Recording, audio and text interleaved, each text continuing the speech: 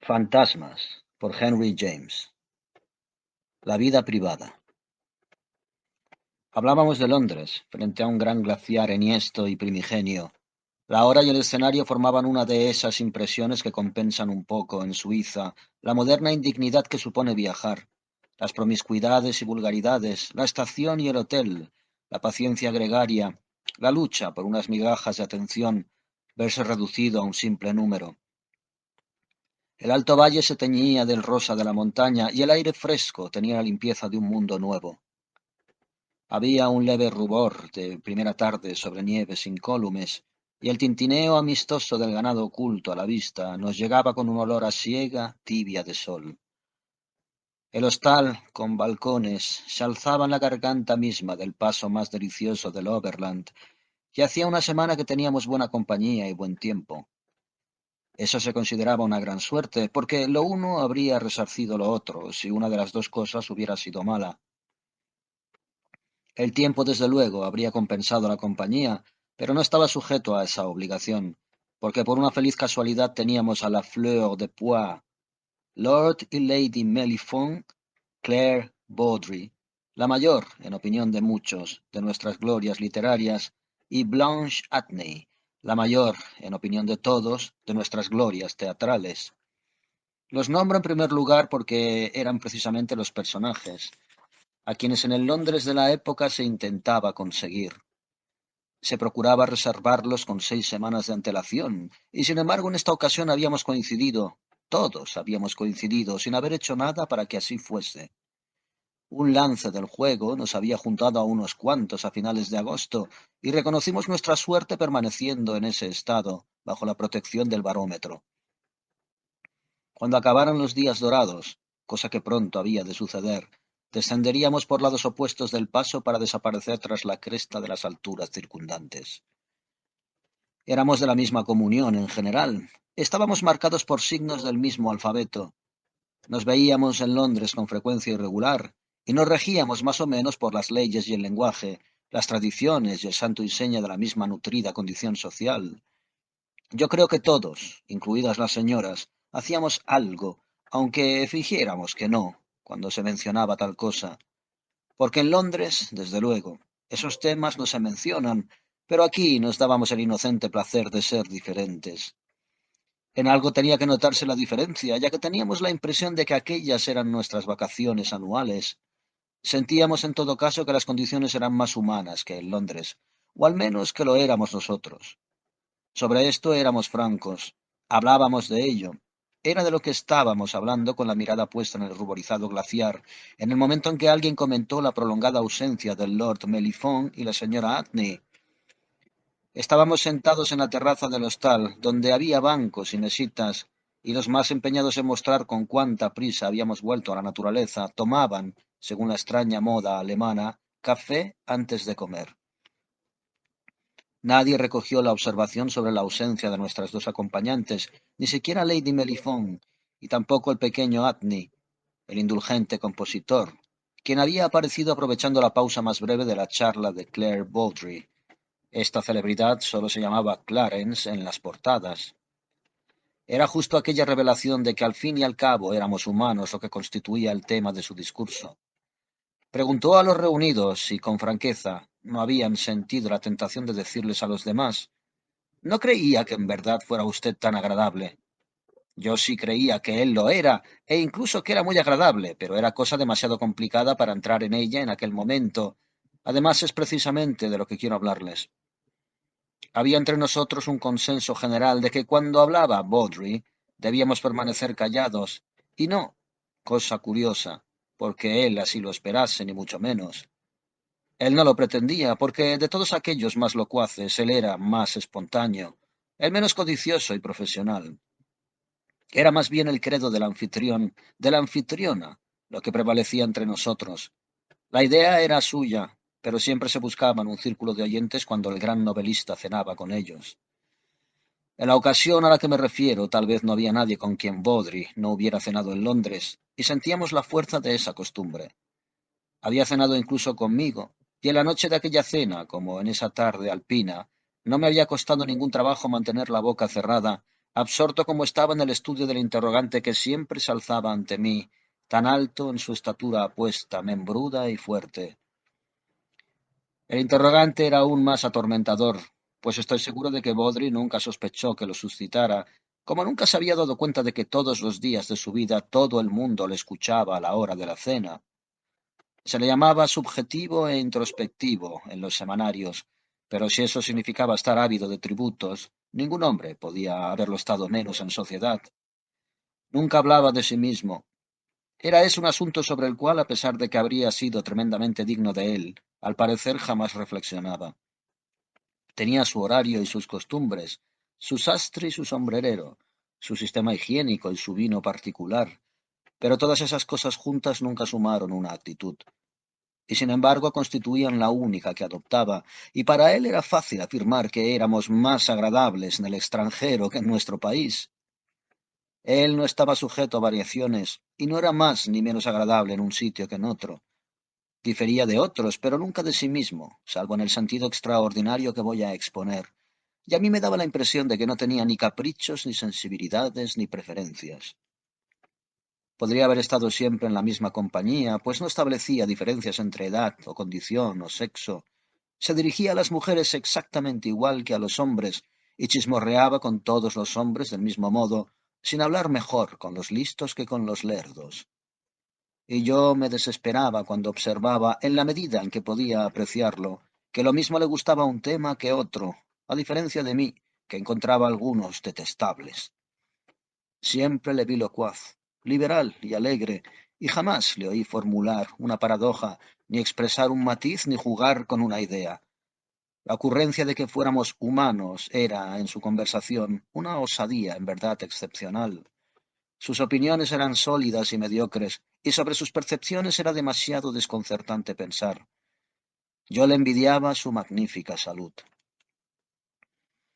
Baudry se había internado con su paso regular y su conciencia inmaculado en la planicie de lo anecdótico, en la que las historias se ven de lejos como molinos y postes indicadores, pero al rato noté que la atención de Lady Mellifont se ubicaba en otra parte. Estaba yo sentado a su lado. Observé que sus ojos deambulaban con cierta preocupación por las laderas bajas de la montaña. Por fin, tras consultar el reloj, me dijo: ¿Sabe usted a dónde iban? ¿Se refiere usted a Blanche Atney y Lord Mellifont? A Lord Mellifont y a Blanche Atney.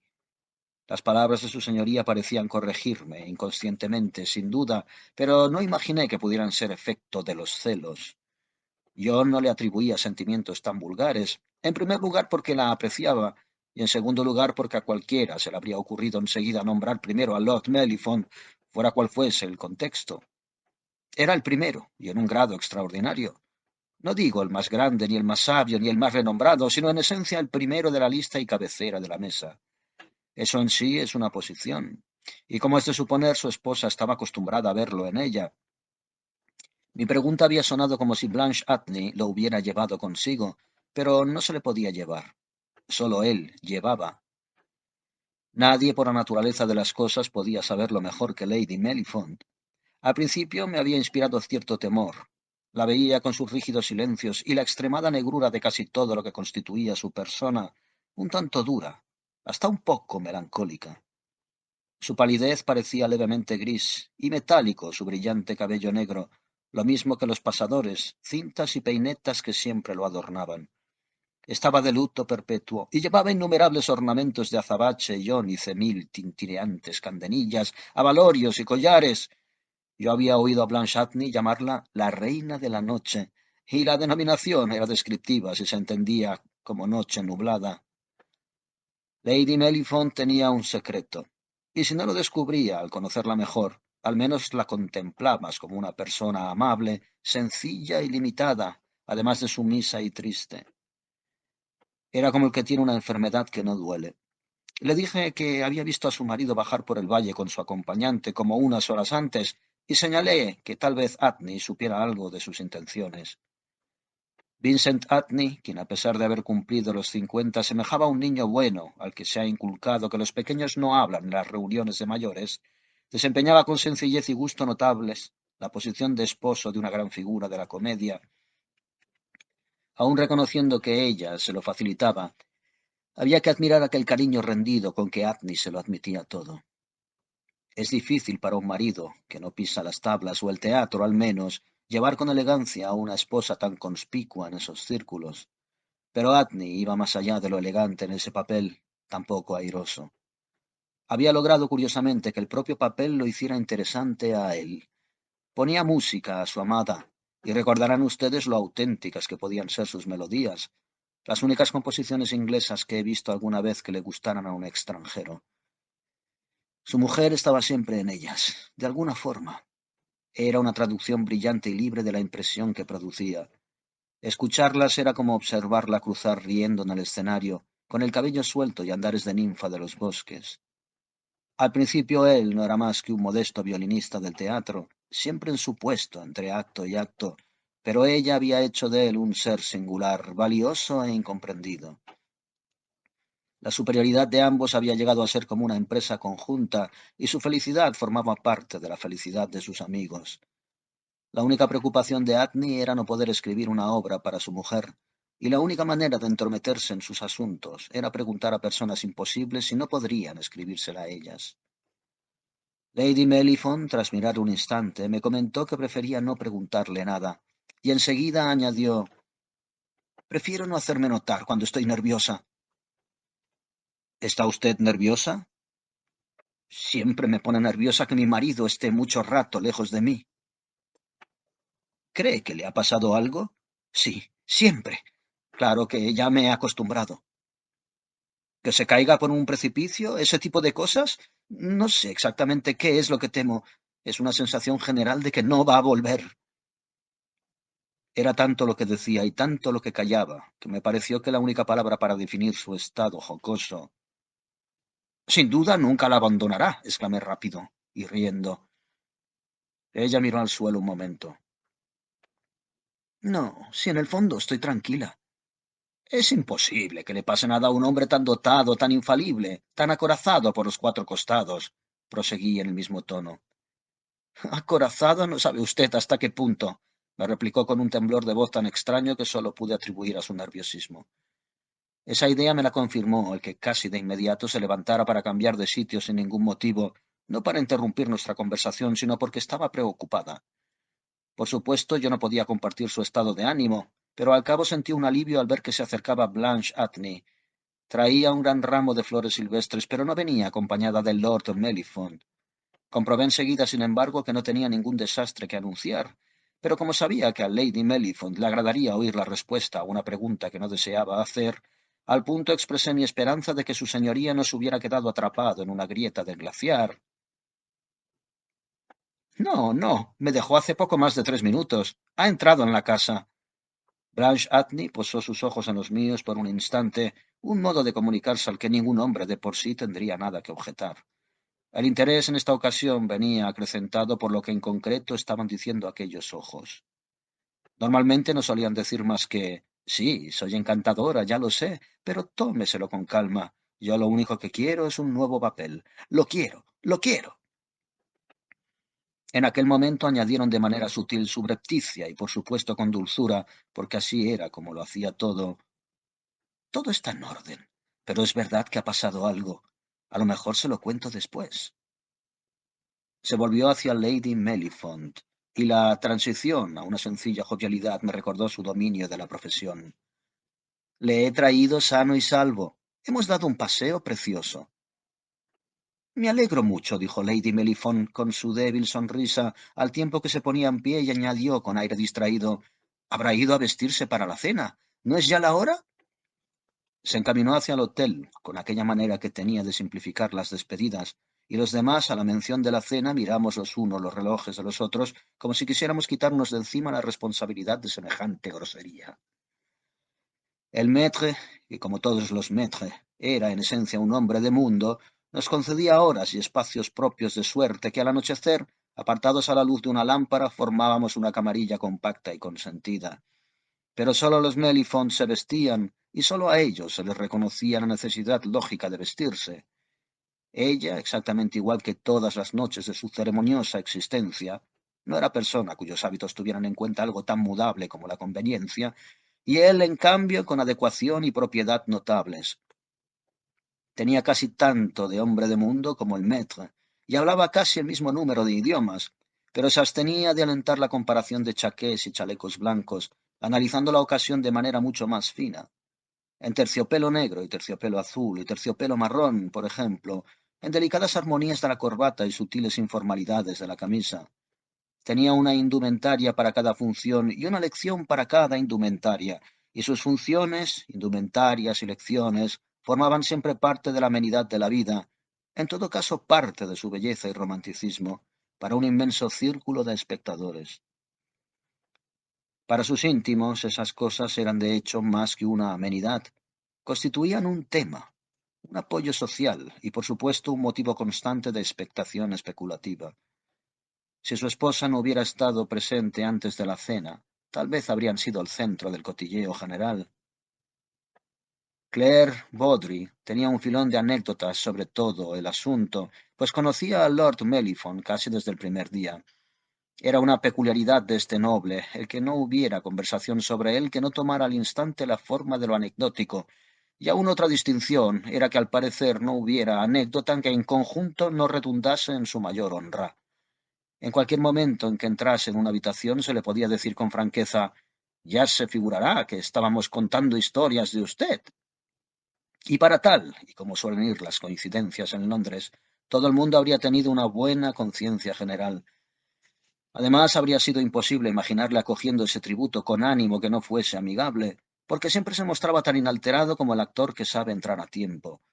Nunca en su vida había necesitado al apuntador.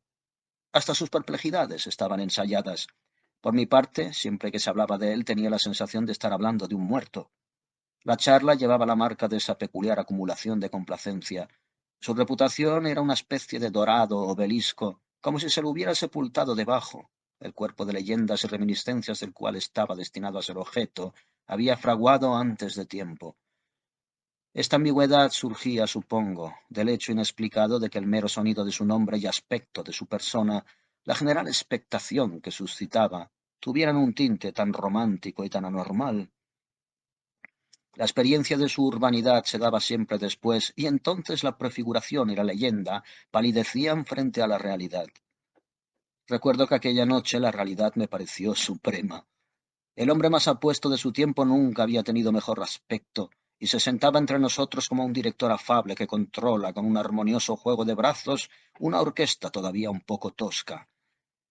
Conducía la conversación con ademanes tan irresistibles como vagos, y uno sentía que sin su presencia todo estaría desprovisto de elegancia.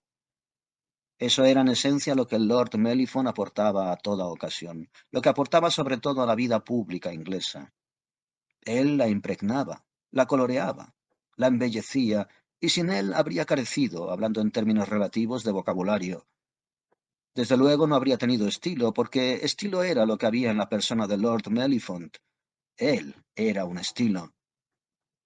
Nuevamente tuve esa impresión mientras en las à la manger del pequeño hotel suizo nos resignábamos a la inevitable ternera. Comparada con la gran clase de Lord Mellifont, digamos entre paréntesis que no se la compraba mucho, la charla de Claire Baudry hacía pensar en la distancia entre el reportero y el bardo. Era interesante observar el choque de personalidades que cada noche hacía esperar tantas cosas, pero no se producía una colisión. Todo quedaba amortiguado y minimizado por el tacto del Lord Mellifont. Era elemental para él dar con la solución a un problema actuando de anfitrión, asumiendo responsabilidades que llevaban aparejadas el sacrificio. Cierto era que él jamás había sido el invitado, era el anfitrión, el mecenas, el moderador en todas las mesas. Si había algún defecto en sus modales, y esto lo digo en voz baja, era el de tener un poco más de arte del que posiblemente pudiera requerir ninguna circunstancia, ni aun la más complicada. De cualquier manera, uno se hacía sus reflexiones viendo cómo el cumplido aristócrata manejaba el caso, y cómo el sólido hombre de letras ni sospechaba que el caso, y menos aún él como parte del mismo, estaba siendo manejado. Lord Mellifont invertía tesoros en el tacto, y Claire Baudry jamás se lo imaginó. No sospechaba éste tales precauciones, ni siquiera cuando Blanche Atney le preguntó si de verdad seguía sin ver el tercer acto, interrogación en la que ella introducía una sutileza propia. Se había empeñado en que Baudry Tenía que escribir una obra de teatro cuya protagonista, solo con que él hiciera lo que debía, sería el papel que ella anhelaba desde tiempos inmemoriales. Tenía 40 años. Sobre esto no podía haber secreto para quienes desde el principio la habíamos admirado, y ahora veía al alcance de la mano su meta máxima. La edad daba un tinte de pasión trágica, aunque Blanche fuera una consumada actriz de comedia, a su deseo de no perderse su gran ocasión. Habían pasado los años y había seguido echándola de menos. Nada de cuanto había hecho era lo soñado, y ya no había más tiempo que perder. Ese era el cancro de la rosa, el dolor oculto tras la sonrisa. La hacía conmovedora y convertía su tristeza más dulce que su alegría. Blanche Atney había interpretado teatro inglés antiguo y teatro francés moderno, y durante un tiempo había tenido hechizada a su generación, pero le obsesionaba la visión de una oportunidad mayor, de algo más en consonancia con las condiciones que la rodeaban.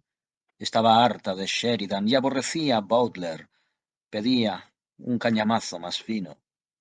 Lo peor, a mi entender, era que jamás conseguiría sacarle su comedia moderna al gran novelista maduro, que era tan incapaz de escribirla como de enhebrar una aguja. Ella le mimaba, le hablaba, le hacía el amor, y así lo proclamaba con franqueza, pero eran ganas de hacerse ilusiones. Tendría que vivir y morir con Butler. Era difícil despachar en pocas palabras a esta mujer encantadora, que era bella sin belleza y completa con una docena de deficiencias. La perspectiva del escenario la transformaba y en sociedad era como la modelo bajada del pedestal. Era el cuadro que echa a andar, lo cual para la ingenua mentalidad social suponía una sorpresa perenne, un milagro. Los demás creían que ella les contaba los secretos de la naturaleza pictórica, a cambio de lo cual le daban reposo y té. Ella no contaba nada y se bebía el té, pero aún así eran los otros los más beneficiados. Era verdad que Baudry estaba trabajando en una obra de teatro, pero si la había empezado porque ella le gustaba, creo que seguía dándole largas al asunto por la misma razón. Sentía en secreto la atroz dificultad y no quería llegar, por no matar la ilusión, a la fase de las pruebas y las tribulaciones. Aun así, no podía haber cosa más agradable que tener semejante cuestión pendiente con Blanche Atney, y a buen seguro que de tanto en tanto introducía algo muy bueno en la obra. Si engañaba a Blanche, era solo porque ella, de pura desesperación, estaba resuelta a dejarse engañar. A su pregunta sobre el tercer acto, repuso que antes de la cena había escrito un pasaje espléndido. ¿Cómo que antes de la cena? Exclamé yo. Pero, cher grand maître, si antes de cenar nos tuvo a todos hechizados en la terraza.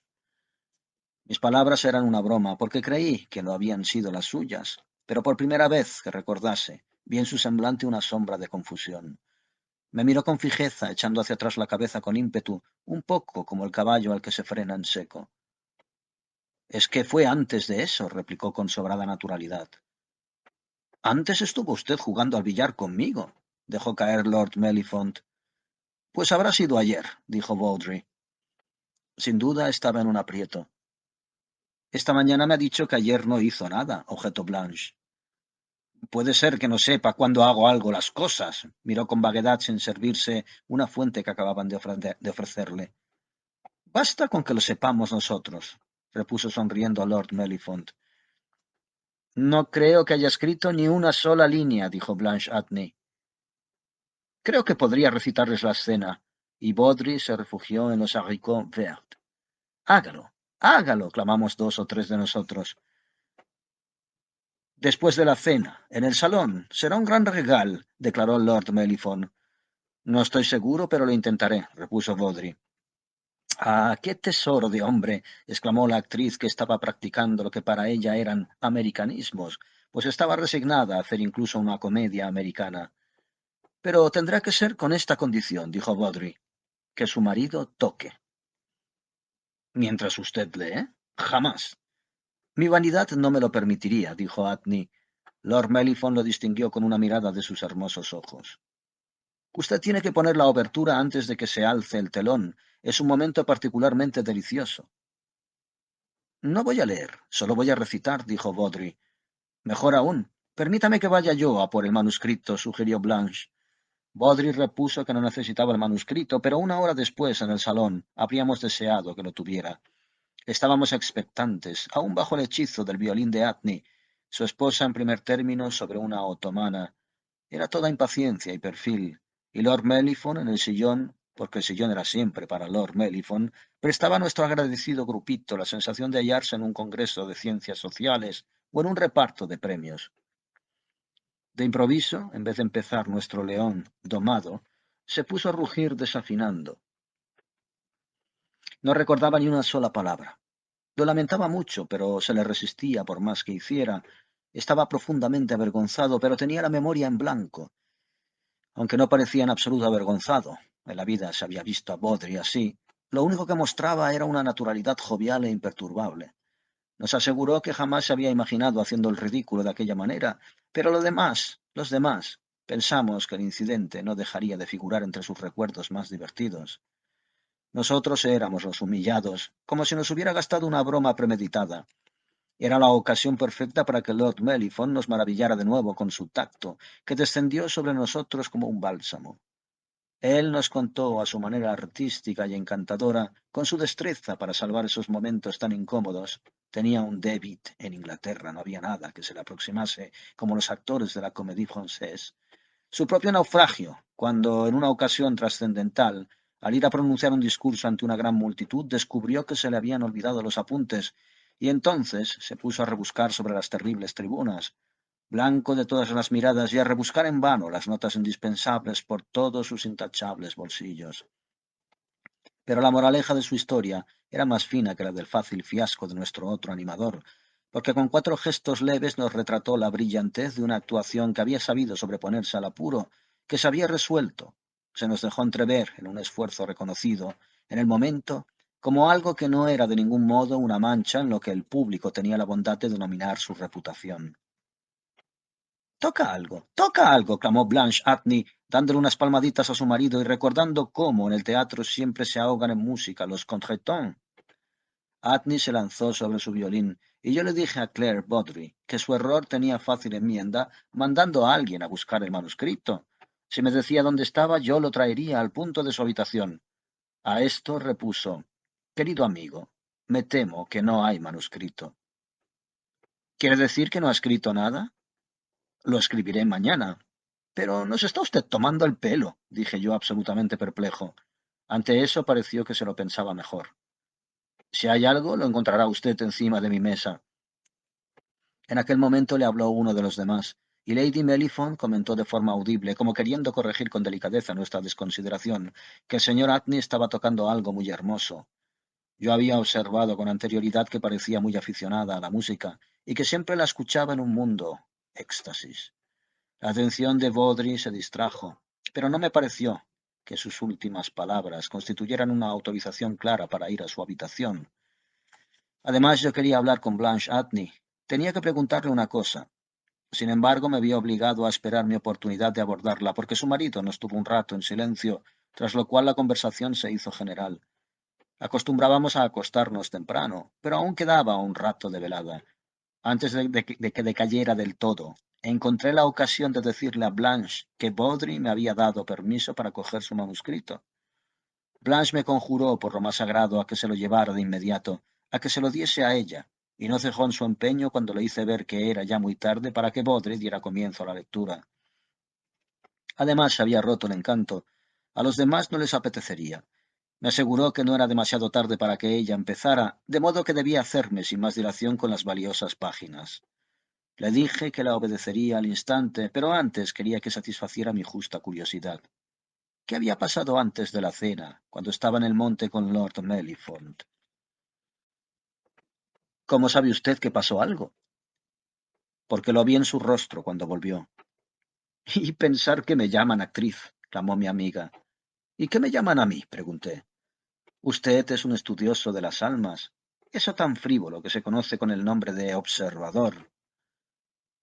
Podría dejar que un observador le escriba una obra, exclamé. Lo que usted escribe no le interesa al público. Acabaría con mi buena suerte. Pues veo obras de teatro por todas partes, declaré. Esta noche pululan en el aire. ¿En el aire? Muchas gracias. Yo las quiero en los cajones de mi mesa. La cortejó Lord Mellifont en el glaciar, proseguí. Ella me miró sin parpadear y luego se echó a reír cada vez más fuerte. ¿El infeliz de Lord Mellifont? ¿Y qué lugar más divertido? Desde luego sería el más apropiado para nuestro amor. Se cayó en una grieta, continué. Blanche Atney volvió a mirarme de una manera tan inequívoca, aunque fugaz, como cuando volvía antes de la cena con las manos llenas de flores. No sé dónde se cayó, mañana se lo cuento. Así que fue un descenso. A lo mejor fue una ascensión, rió. Algo muy extraño. Razón de más para que me lo cuente esta noche. Tengo que meditar sobre ello, descifrarlo. Ah, si lo que quiere son enigmas, le sugiero otro, dije. ¿Qué le pasa al maestro? ¿Al maestro de qué? De todas las formas del disimulo. Baudry no ha escrito una sola línea. Vaya usted por sus papeles y lo veremos. No quisiera ponerlo en evidencia, dije. ¿Por qué no? Si yo pongo en evidencia a Lord Mellifont. Ah, a cambio de eso haría cualquier cosa, concedí. Pero ¿por qué iba Baudry a mentir? Es muy curioso. Es muy curioso, repitió Blanche Atney con aire pensativo y mirando a Lord Mellifont. Luego, volviendo en sí, añadió, vaya a mirar en su habitación. ¿En la de Lord Mellifont? Se volvió hacia mí con rapidez. Esa sería una manera. ¿Una manera de qué? De averiguarlo. De averiguarlo. Hablaba alegre y excitada, pero de pronto se refrenó. Estamos diciendo unas tonterías tremendas. Estamos mezclando las cosas, pero esa idea me interesa. Consiga usted el permiso de Lady Mellifont. Oh, ella ya ha mirado, dijo Blanche con la más extraña expresión dramática. Después, tras un movimiento de su hermosa mano alzada, como si quisiera desechar una visión fantástica, añadió imperiosamente, tráigame esa escena, tráigame esa escena. Voy a buscarla, le respondí, pero no me diga que no puedo escribir una obra. Blanche me dejó, pero mi misión se vio postergada al acercárseme a una señora que venía con un álbum de cumpleaños. Llevaba varias noches amenazándonos con él, y me hizo el honor de pedirme un autógrafo. Ya se lo había pedido a los demás, y habría sido descortés por mi parte negárselo. Yo solía recordar mi nombre, pero no así mi fecha de nacimiento, que me llevaba siempre cierto tiempo rememorar, y aun así no estaba del todo seguro. Dudé entre dos fechas, y le dije a mi peticionaria que estaba dispuesto a firmar en las dos, si así podía complacerla. Ella opinó que lo más seguro era que hubiese nacido una sola vez, y yo contesté a eso, por supuesto, que el día que la conocí lo había vuelto a hacer. Si menciono esta bobada es para que se entienda que, con el obligado examen de los restantes autógrafos, dedicamos a la transición unos cuantos minutos. La señora se fue con su álbum, y yo me encontré con que la reunión había finalizado. Me quedé yo solo en el saloncito que teníamos reservado para nuestro uso. Mi primera impresión fue de desencanto. Si Baudry se había ido a acostar, no sería cosa de molestarle. Reflexionando sobre ello, sin embargo, juzgué que debía de seguir aún levantado. Había una ventana abierta y de fuera me llegaron voces. Blanche estaba en la terraza con su dramaturgo y hablaban de las estrellas. Me asomé. Era una espléndida noche alpina. Mis amigos habían salido juntos. Blanche Atney se había puesto una capa. Yo la había visto con aquel mismo aspecto entre bastidores. Permanecieron un rato en silencio y de fondo se oía el bramido de un torrente cercano. Volví a entrar en la habitación y la tranquila luz de la lámpara me dio una idea. Nuestros compañeros se habían dispersado. Era hora avanzada para un país pastoril, y estaríamos los tres solos. Claire Baudry había escrito su escena, que no podía por menos de ser espléndida, y que nos la leyera allí, y a semejante hora, sería una de esas cosas que se recuerdan toda la vida. Pensé bajar el manuscrito y salirles al encuentro con él cuando volvieran. Salí del salón con ese propósito. Ya conocía el cuarto de Baudry y sabía que estaba en el segundo piso, el último de un largo pasillo. Un minuto después tenía la mano en el pomo de la puerta que en efecto empujé sin llamar. Era normal que en ausencia de su ocupante la habitación estuviera a oscuras, y más cuando al no estar iluminado a esas horas el fondo del corredor, la oscuridad no disminuyó al abrirse la puerta. En el primer momento solo fui consciente de que no me había equivocado y de que, por no estar echadas las cortinas, tenía enfrente un par de vagas aberturas por donde entraba la luz de las estrellas. Su ayuda, sin embargo, no era suficiente para encontrar lo que iba buscando, y ya tenía yo la mano en un bolsillo sobre la cajita de fósforos que llevaba siempre para los cigarrillos. De pronto la retiré dando un respingo y soltando una exclamación, una disculpa. Había entrado donde no era. Una mirada prolongada durante 3 segundos me mostró a una figura sentada en una mesa que había junto a una de las ventanas. una figura que yo al pronto había tomado por una manta de viaje tirada sobre una silla. Retrocedí sintiéndome como un intruso, pero a la vez comprendí, en menos tiempo del que me lleva a contarlo, primero, que aquel cuarto era el de Baudry, y segundo, que sorprendentemente era su propio ocupante el que estaba allí sentado. Me detuve en el umbral y experimenté cierta confusión, pero sin darme cuenta ya había exclamado ¿Es usted, Baudry? Él ni se volvió ni me contestó, pero mi pregunta recibió una respuesta inmediata y práctica al abrirse una puerta del otro lado del pasillo. De la habitación de enfrente había salido un criado con una vela y bajo aquella iluminación fugaz reconocí con nitidez al hombre que un instante antes había dejado abajo con toda certeza, conversando con Blanche Atney. La figura tenía la espalda medio vuelta hacia mí y estaba inclinada sobre la mesa en actitud de escribir, pero era evidente que se trataba de Baudry. Le ruego que me perdone, creí que estaba abajo, dije, y como la persona que tenía enfrente no daba muestras de oírme, añadí, si está usted ocupado, no le molesto. Y di marcha atrás cerrando la puerta. Había estado allí, calculo, menos de un minuto. Tenía una sensación de asombro que, sin embargo, se intensificó hasta el infinito al instante siguiente. Allí mismo me quedé, sin levantar la mano del pomo de la puerta, sobrecogido por la impresión más extraña de mi vida. Baudry estaba sentado a su mesa, y era comprensible que estuviera allí, pero ¿por qué estaba escribiendo a oscuras y por qué no me había contestado? Esperé unos segundos por si percibía algún movimiento para ver si salía de su abstracción. Tales accesos eran imaginables en un gran escritor, y exclamaba «Ah, es usted, querido amigo», pero no oí más que la quietud. Solo noté la penumbra de la habitación iluminada por las estrellas con la presencia inesperada que encerraba. Di media vuelta, volví sobre mis pasos con lentitud y bajé confuso las escaleras. En el salón seguía ardiendo la lámpara, pero estaba vacío. Me dirigí hacia la puerta del hotel y salí. La terraza también estaba vacía. Al parecer Blanche Atney y el caballero que estaba con ella se habían recogido. Aguardé unos 5 minutos y me fui a la cama. Dormí mal, porque estaba agitado. Al volver ahora la vista sobre aquellos extraños sucesos, pronto se verá cuán extraños. Quizá me imagino más afectado de lo que estaba, porque las grandes anomalías nunca son tan grandes al principio como después de haber reflexionado sobre ellas. Agotar las explicaciones lleva su tiempo. Yo estaba vagamente nervioso. Me había llevado un fuerte sobresalto, pero podía aclarar lo sucedido preguntándole a Blanche Atney tan pronto como la viera por la mañana, quién estaba con ella en la terraza. Curiosamente, sin embargo, al despuntar la mañana, un amanecer admirable, sentía menos deseos de cerciorarme sobre ese punto que de huir, quitarme de encima la sombra del estupor. Observé que iba a ser un día espléndido y se me antojó pasarlo, como había pasado días felices de la juventud vagando en solitario por la montaña. Me vestí temprano, me tomé el café de rigor, me eché una barra de pan en un bolsillo y una petaca en otro, y armado de un recio bastón me encaminé hacia las alturas.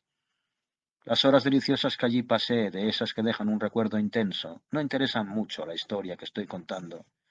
Si la mitad de ellas las pasé vagando por las laderas de los montes, durante la otra mitad estuve tumbado en un declive herboso, con la gorra tapándome los ojos, menos un atisbo de panoramas inconmensurables, escuchando en la luminosidad quietud a la abeja montañera y sintiendo cómo casi todo se eclipsaba y se empequeñecía. Claire Baudry se me hizo más pequeño, Blanche Atney se me hizo borrosa. Lord Mellifont se me hizo viejo y antes de acabar el día ya se me había olvidado que en un momento dado me había sentido perplejo. Cuando al atardecer tomé el camino de regreso al hotel, lo que más me apetecía saber era que la cena pronto estaría lista. Aquella noche me vestí, más o menos, y para cuando me vi presentable, ya estaban todos a la mesa. De nuevo en su compañía volvió a rondarme mi pequeño problema, y sentí curiosidad por ver si Baudry no me miraba de manera extraña, pero no me miraba siquiera, lo cual me dio ocasión tanto de ser paciente como de preguntarme por qué vacilaba en plantearle la cuestión allí mismo. Es cierto que vacilé, y al darme cuenta de ello me volvió parte de aquella agitación que había dejado atrás o abajo durante el día. Sin embargo, no me avergonzaba de mis escrúpulos, no eran sino una fina discreción. Lo que con vaguedad sentía era que una pregunta ante todos ellos no entraba dentro de lo correcto. Allí teníamos a Lord Mellifont, por supuesto, para mitigar con sus perfectos modales todas las consecuencias, pero creo haber tenido presente que en aquellos elementos concretos su señoría no se sentiría a gusto. Así que apenas nos levantamos me dirigí a Blanche Atney para preguntarle si, como hacía tan buena noche, no le apetecería dar un paseo conmigo. «Ha caminado usted 100 millas. ¿No le vendría mejor descansar?», me respondió. «Andaría otras 100 porque me dijera usted una cosa». Ella me miró un instante con algo de aquella conciencia extraña que yo había buscado sin hallarla en la mirada de Claire Baudry. «¿Se refiere a qué pasó con Lord Mellifont?» «¿Lord Mellifont?». Con mi nueva especulación había perdido ese hilo. «¿Dónde se ha dejado la memoria, atolondrado? Anoche hablamos de ello». «Ah, sí», exclamé acordándome. «Tenemos mucho de qué hablar, entonces». La conduje hasta la terraza y apenas habíamos dado 2 pasos le dije: «¿Quién estaba aquí anoche con usted?». «¿Anoche?». Estaba tan despistado como yo, un momento antes.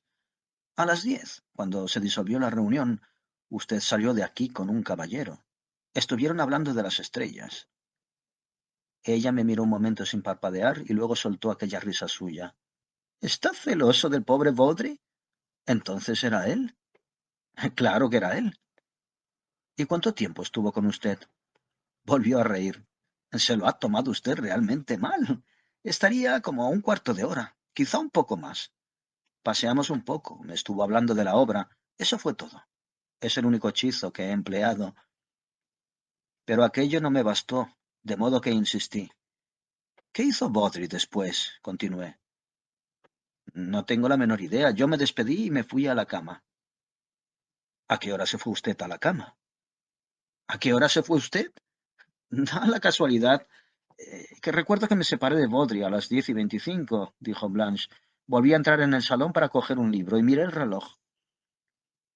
«Es decir que con toda seguridad Baudry y usted se entretuvieron aquí desde las 10:05 más o menos hasta esa hora».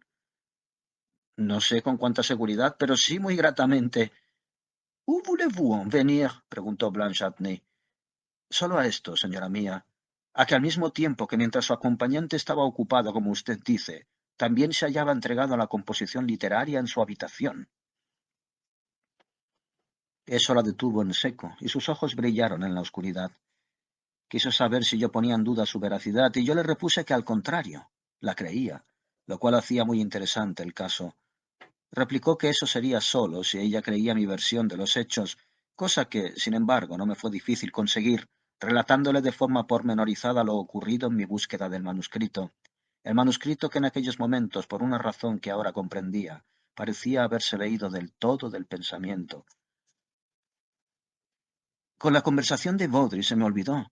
Olvidé que le había mandado a usted a buscarlo. En compensación por el fiasco del salón me declamó la escena, dijo Blanche. Se había dejado caer en un banco para escucharme, y allí sentados me había sometido a un breve interrogatorio. Luego prorrumpió en nuevas carcajadas. «Ah, las excentricidades del genio».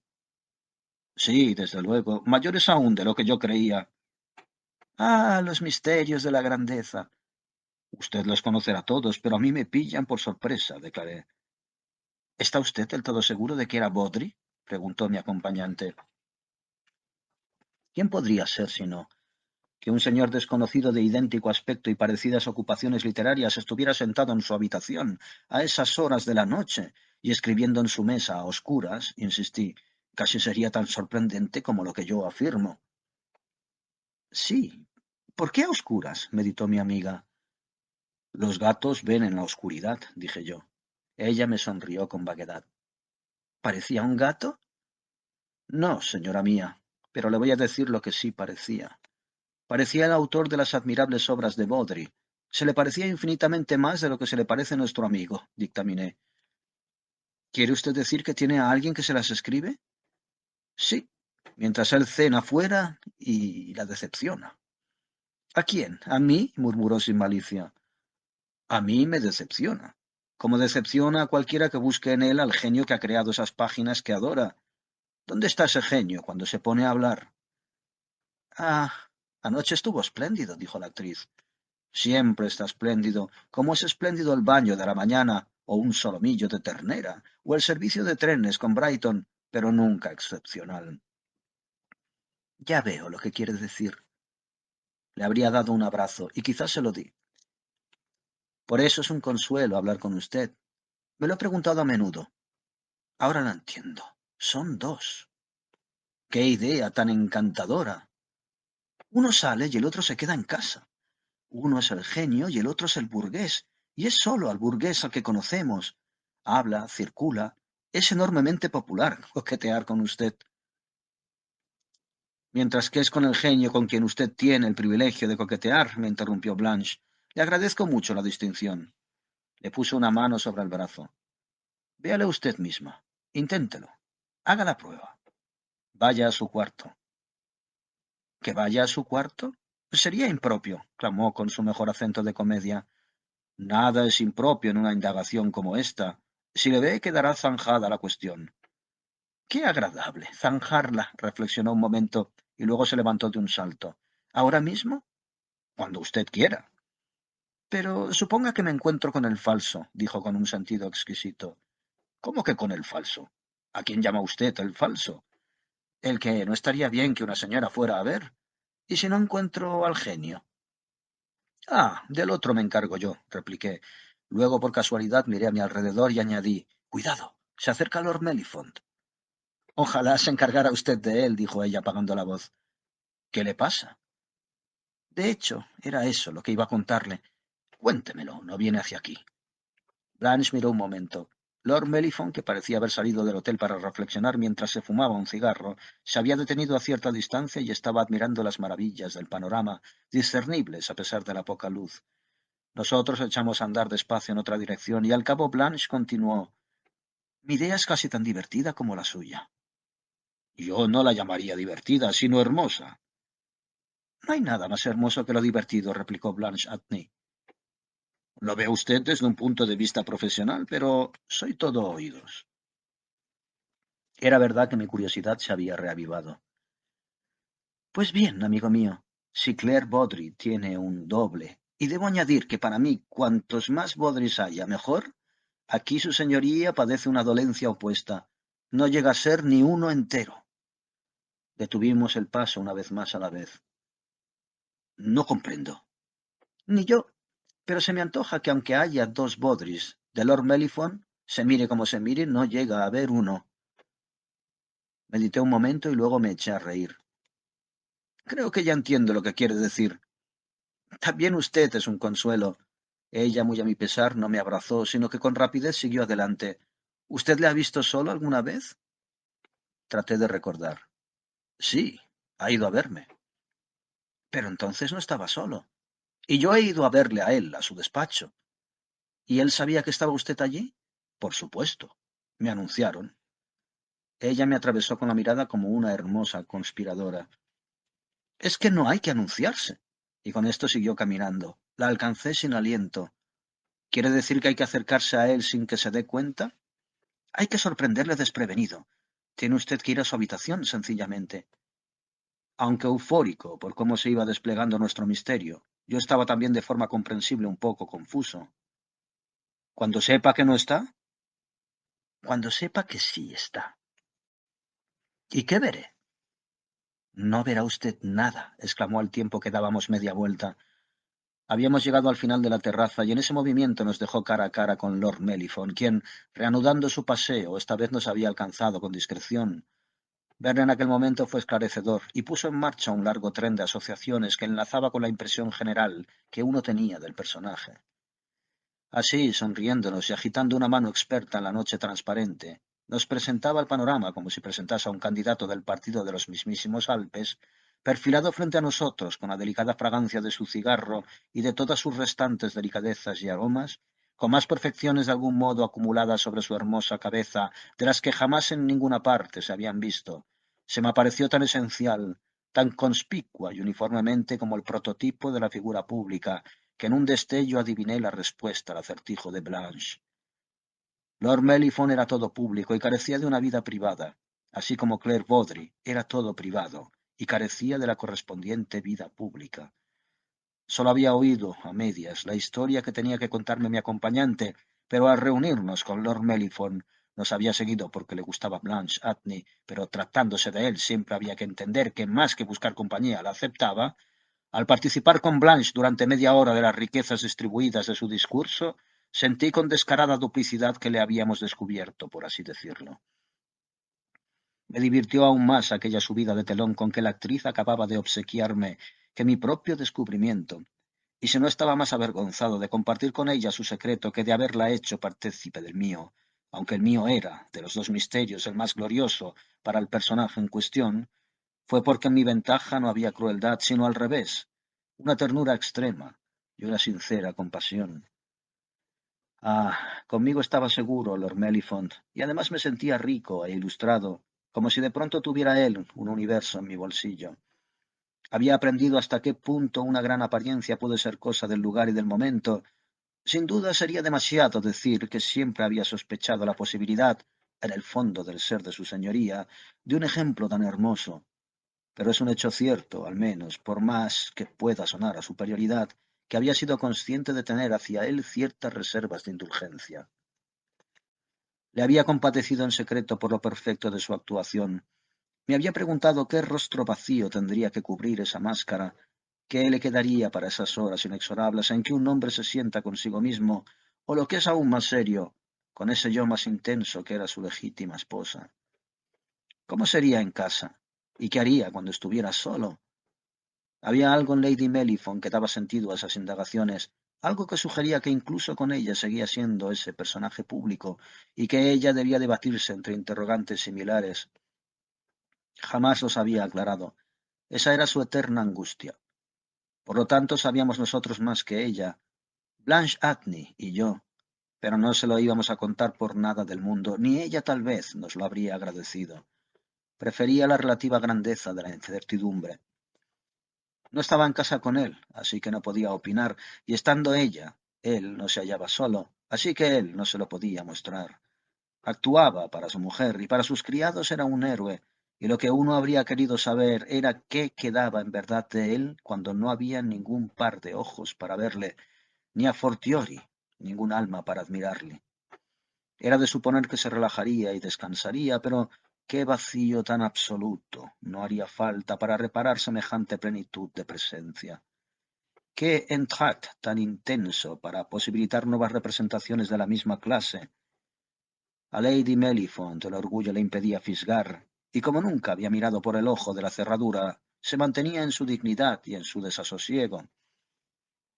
Pudo ser fantasía mía que Blanche Atney consiguiera que nuestro acompañante se explayase, o pudo ser que la ironía práctica de nuestra relación con él en un momento así me hiciera verle con mayor claridad.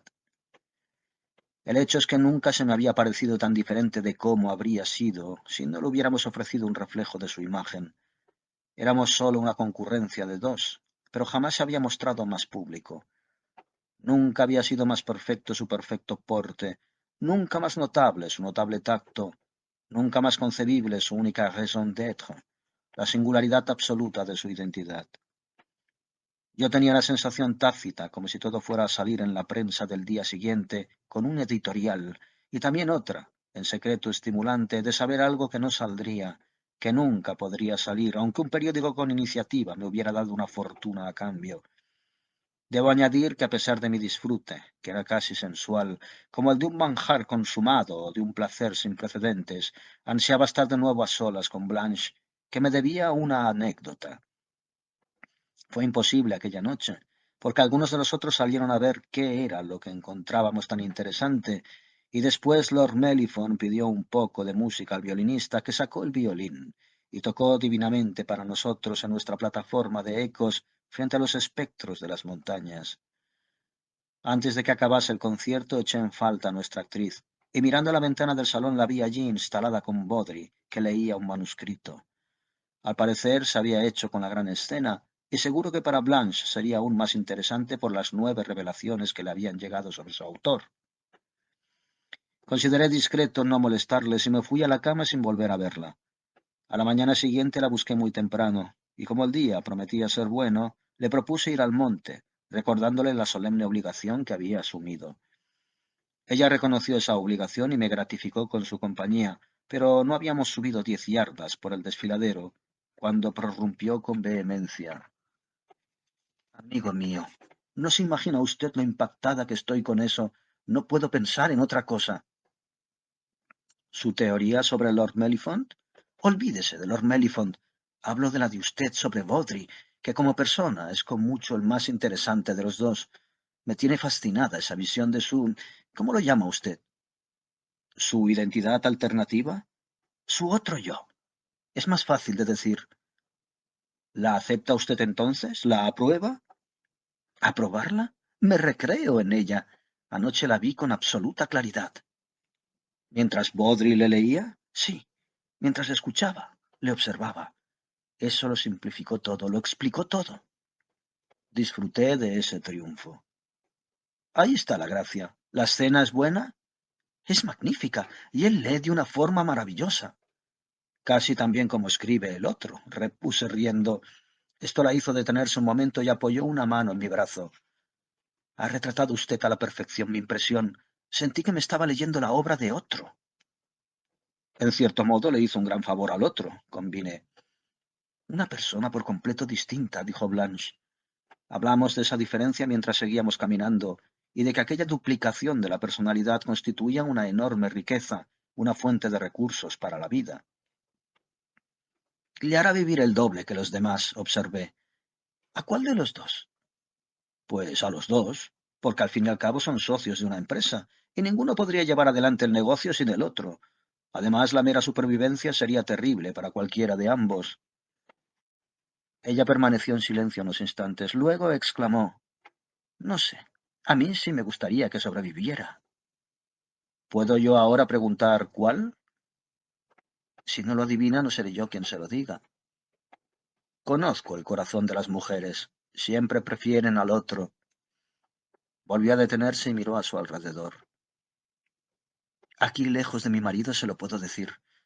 Estoy enamorada de él. Desdichada. Ese hombre no tiene pasiones, le respondí. Por eso mismo le quiero tanto.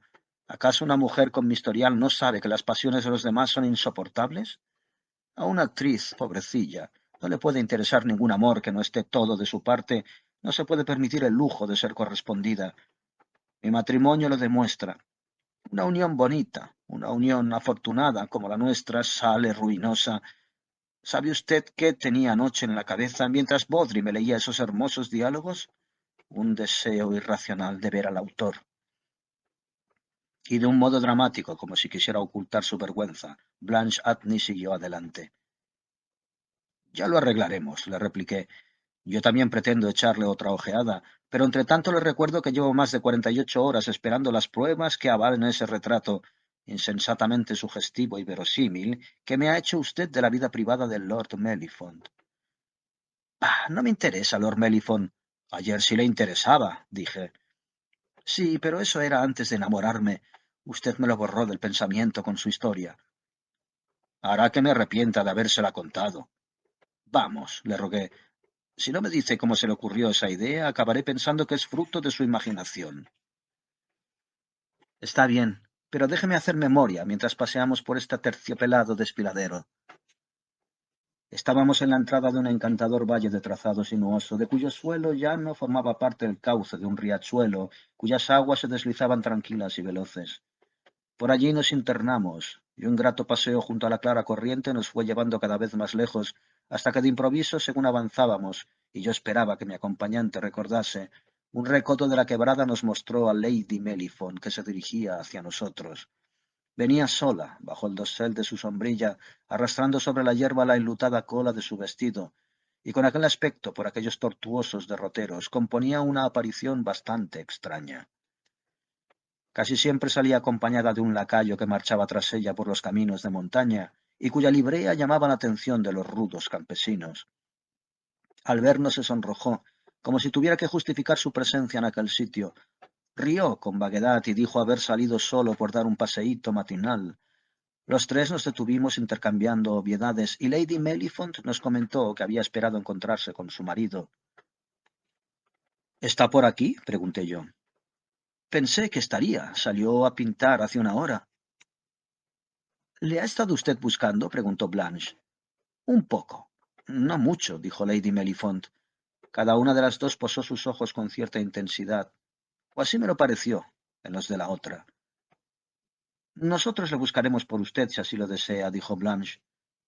No tiene importancia, se me ocurrió reunirme con él. No pintará si no la tiene a usted, apuntó mi acompañante. Quizás si lo haga, si le encuentran ustedes, dijo Lady Melifont. Seguro que aparece, tercié yo. Si sabe que estamos aquí, desde luego, apostilló Blanche. ¿Quiere usted esperar mientras le buscamos? Le pregunté a Lady Melifont. Ella reiteró que no tenía la menor importancia, ante lo cual Blanche insistió. Nos ocuparemos de ello, será un placer. Que tengan ustedes un paseo agradable, dijo su señoría, y ya se apartaba cuando yo quise saber si debíamos decirle a su esposo que ella estaba en las cercanías. ¿Que le he seguido? Lo pensó un momento y luego dijo algo extraño. Será mejor que no lo haga. Con esas palabras se alejó de nosotros y su figura se desvaneció flotando por la cañada con cierta rigidez.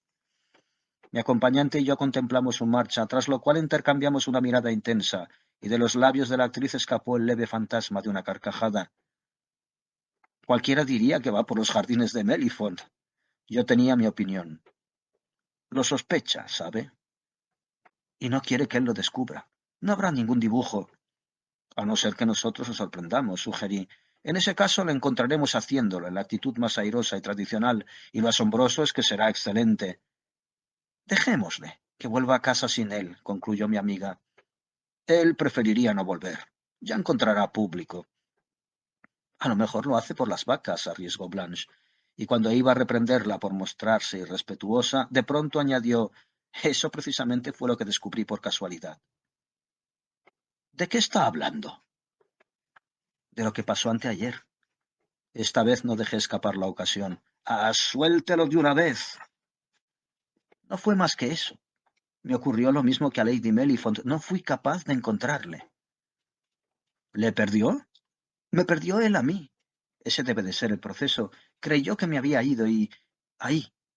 Pero se detuvo con un gesto, es decir, con una sonrisa que resultó muy elocuente.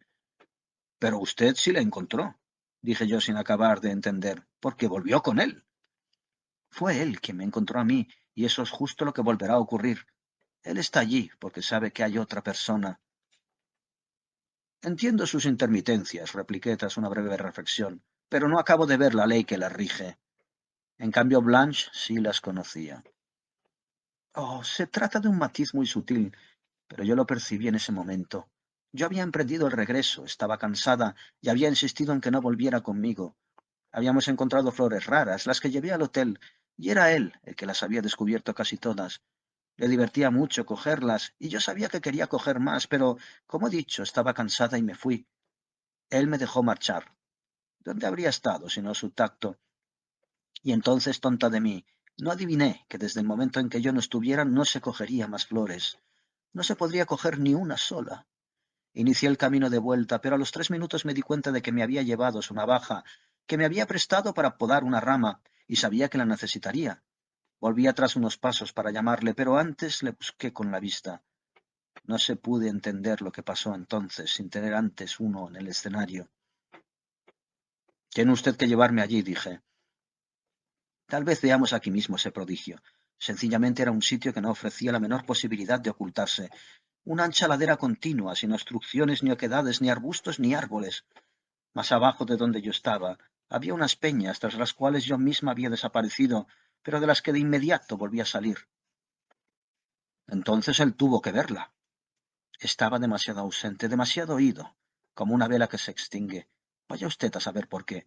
Tal vez se debía a la fatiga. Se está haciendo viejo, ¿sabe? Y siente que su soledad es cada vez mayor.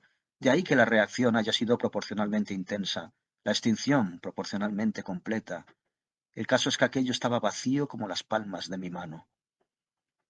¿No podía ser que estuviera en alguna otra parte? No podía estar, por el tiempo transcurrido, más que en el mismo sitio donde le dejé. Pero el sitio estaba vacío por completo, como esta cañada que tenemos delante. Lord Melifont se había desvanecido, había dejado de ser. Pero tan pronto como oyó mi voz, porque le llamé por su nombre, surgió ante mí como el sol que sale por la mañana. ¿Y por dónde salió el sol? ¿Por dónde debía salir?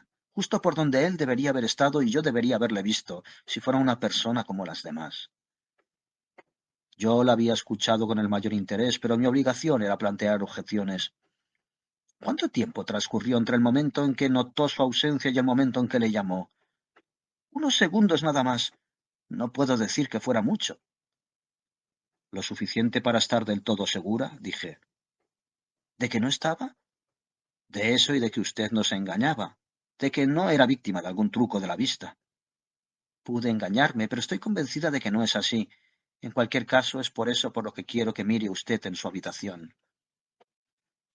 Medité un momento. ¿Cómo voy yo a mirar si ni siquiera su mujer se atreve? Pero lo desea. Propóngaselo. No le costaría mucho convencerla. Ella también sospecha algo. Medité otro momento. ¿Y él parecía saberlo? ¿Que yo me había dado cuenta de su desaparición y que estaba realmente sorprendida? Pensé que sí, pero también que quizá creería haber actuado con la suficiente rapidez. Comprenderá usted que tiene que pensar que es así. Darlo por sentado, en general. Ah, me perdí. ¿Quién lo diría? Pero al menos comentó usted su desaparición. No, por Dios. Y Ponservú. Me parecía demasiado extraña. Claro, claro. ¿Y él qué aspecto tenía? Intentando volver a componerlo en su memoria y reconstruir su milagro, Blanche Atney dirigió una mirada distraída al valle. De pronto exclamó, «El mismo que ahora». Y yo vi a Lord Mellifont frente a nosotros, con su cuaderno de dibujo. Al reunirnos con él no le encontré ni suspicaz ni ausente, solo estaba, como siempre estaba en todas partes, de elemento principal del panorama. En efecto, no tenía ningún apunte que enseñarnos, pero nada habría podido justificar mejor la idea concreta que nos habíamos hecho de él, que su manera de colocarse en situación según nos acercábamos. Había estado escogiendo su punto de vista, del cual tomó posesión con un floreo del lápiz. Se apoyaba en una peña, y su bella cajita de acuarelas reposaba a su lado en una mesa natural, un saliente del ribazo que venía a demostrar cuán inveteradamente se plegaba la naturaleza a su comodidad. Pintaba mientras hablaba y hablaba mientras pintaba. La pintura era tan variada como la charla, y la charla habría embellecido del mismo modo un álbum. Nos quedamos para ver la exhibición, y casi podríamos haber afirmado que los deliberados perfiles de las cumbres estaban interesados en su éxito. Se tornaron negros como siluetas en un papel, recortándose contra un cielo lívido del que, no obstante, no habría nada que temer mientras el dibujo de Lord Mellifont no estuviera terminado. Toda la naturaleza le rendía pleitesía, y los propios elementos esperaban por él. Blanche Atney comulgaba conmigo en silencio, y yo leía el lenguaje de sus ojos. Si nosotros fuéramos capaces de hacerlo así de bien, en cuanto a llenar un escenario, nos supera con amplitud. Tan imposible nos habría sido dejarle como marcharnos del teatro antes de que acabara la función, pero cuando llegó el momento dimos la vuelta con él y regresamos paseando hasta el hotel, en cuya puerta su señoría, volviendo a echar una ojeada a su pintura, arrancó del álbum la lámina fresca y se la ofreció con pocas y acertadas palabras a nuestra amiga. Pasó luego al interior y un momento más tarde, al levantar la vista, le vimos arriba, en la ventana de su saloncito. Tenía las mejores habitaciones, atento a los signos del tiempo. Después de esto tendrá que descansar, dijo Blanche mirando de nuevo la acuarela. Desde luego. Yo alcé mis ojos hacia la ventana y me percaté de que el Lord Mellifont había desaparecido. Ya está reabsorbido. ¿Reabsorbido? Vi que la actriz pensaba ya en otros asuntos. Por la inmensidad de las cosas. Ha vuelto a recaer. Ha empezado el entr'acte. Debería ser largo. Blanche recorrió la terraza con la mirada y, como en aquel momento apareció en la puerta el maître, se volvió para dirigirse a él. ¿Ha visto usted hace poco al señor Baudry? El maître se acercó enseguida. Salió hace 5 minutos. Creo que iba a dar un paseo. Se dirigió hacia el desfiladero.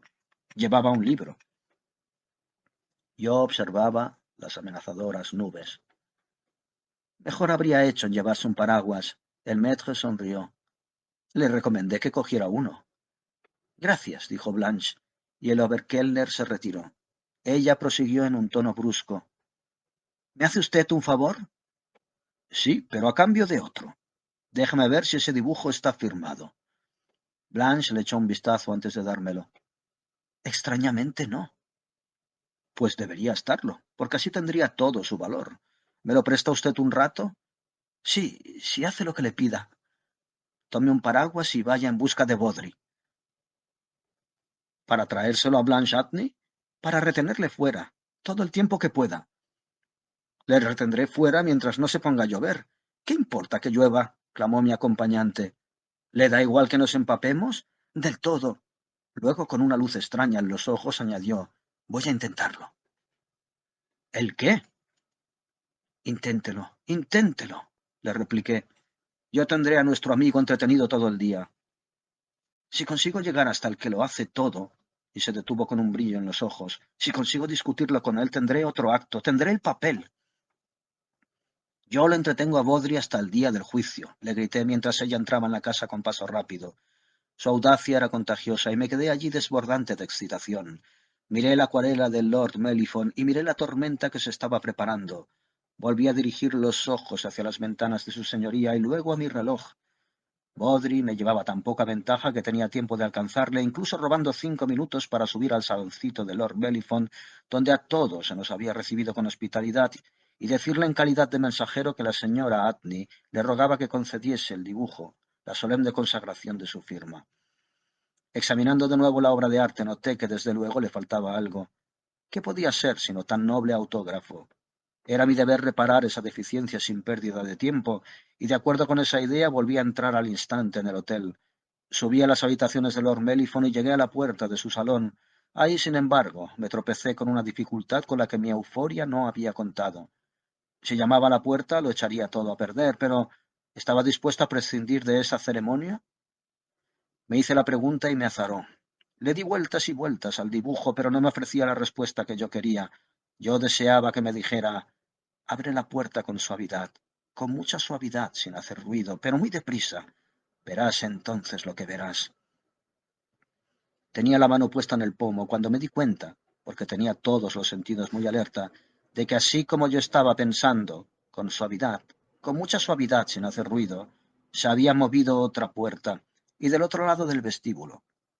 En el mismo instante me encontré sonriendo con sonrisa bastante forzada a Lady Mellifont, que al verme se había detenido en el umbral de su habitación. Por un momento, estando ella así, intercambiamos un par de ideas tanto más singulares por lo tácitas. Nos habíamos sorprendido acechando el uno al otro, y en esa medida nos comprendíamos. Pero al acercarme a ella, de modo que toda la anchura del vestíbulo nos separaba del saloncito, sus labios formaron una súplica casi inaudible. ¡No! Vi en sus ojos preocupados todo lo que expresaba esa sola palabra, la confesión de su propia curiosidad y el miedo a las consecuencias de la mía. ¡No! Repitió cuando me tuvo delante. Desde el momento en que mi experimento pudiera parecerle un acto de violencia, yo estaba dispuesto a abandonarlo.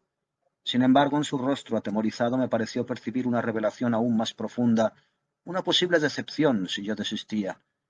Era como si me hubiera dicho: se lo permito, se asume usted la responsabilidad. Sí, con otra persona yo le sorprendería, pero de ningún modo que pensara que he sido yo. Encontramos enseguida a Lord Mellifont, observé aludiendo a nuestro encuentro con ella una hora antes, y ha tenido la gentileza de regalarle este precioso dibujo a la señora Atney, que me ha pedido que subiera con el ruego de que le ponga la firma que le falta. Lady Mellifont cogió el dibujo y pude adivinar la lucha que se libraba en su interior mientras lo miraba.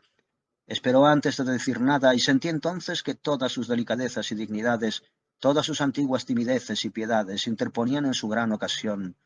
Se apartó de mí y llevándose el dibujo regresó a su cuarto. Estuvo ausente un par de minutos y cuando reapareció vi que había vencido la tentación, que incluso había huido de ella con una especie de horror resurgente. Había dejado el dibujo en su habitación.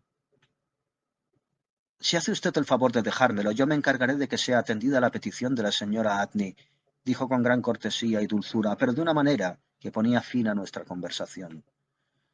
Asentí con entusiasmo, acaso un tanto superficial, y luego, por hacer más fácil nuestra separación, le comenté que iba a cambiar el tiempo. En ese caso nosotros nos iremos de inmediato, me replicó la pobre señora. Me hizo gracia el ansia con que formuló esa declaración. Parecía representar una huida para ponerse a salvo, una fuga con su secreto amenazado. Por eso me sorprendió que al volverme me tendiera la mano para tomar la mía. Tenía el pretexto de decirme adiós, pero mientras la estrechaba la mano en ese supuesto, sentí que lo que en verdad comunicaba aquel movimiento era: Le agradezco la ayuda que me habría prestado, pero es mejor dejarlo estar. Si yo me enterase, ¿quién me iba a ayudar entonces? Camino de mi cuarto en busca del paraguas, me dije, está segura, pero no lo pondrá a prueba. Un cuarto de hora más tarde había alcanzado a Claire Baudry en el desfiladero, y poco después tuvimos que buscar dónde guarecernos. La tormenta no solo había acabado de formarse, sino que al fin había estallado con una violencia extraordinaria. Trepamos por una ladera hasta una cabaña desocupada, una tosca construcción que era poco más que un cobertizo para protección del ganado, pero era un refugio aceptable y tenía fisuras por donde podíamos ver el espectáculo, contemplar la cólera grandiosa de la naturaleza. El entretenimiento nos duró una hora que se me ha quedado en la memoria como llena de extrañas disparidades. Mientras el relámpago jugaba con el trueno y la lluvia chorreaba sobre nuestros paraguas, me dije que Claire Baudry era decepcionante.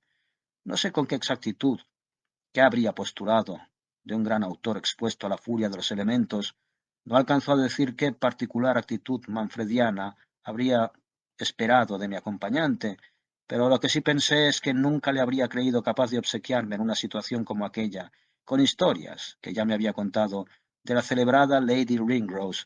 Su señoría fue el tema de conversación de Baudry durante aquella escena prodigiosa, si bien antes de que llegara a su fin ya la habían emprendido con Chaffer, el apenas menos notorio crítico. Oír a un hombre como Baudry hablar de críticos me partió el alma. El relámpago proyectaba una dura claridad sobre una verdad que yo ya sabía de años, pero que se había confirmado estos 2 últimos días.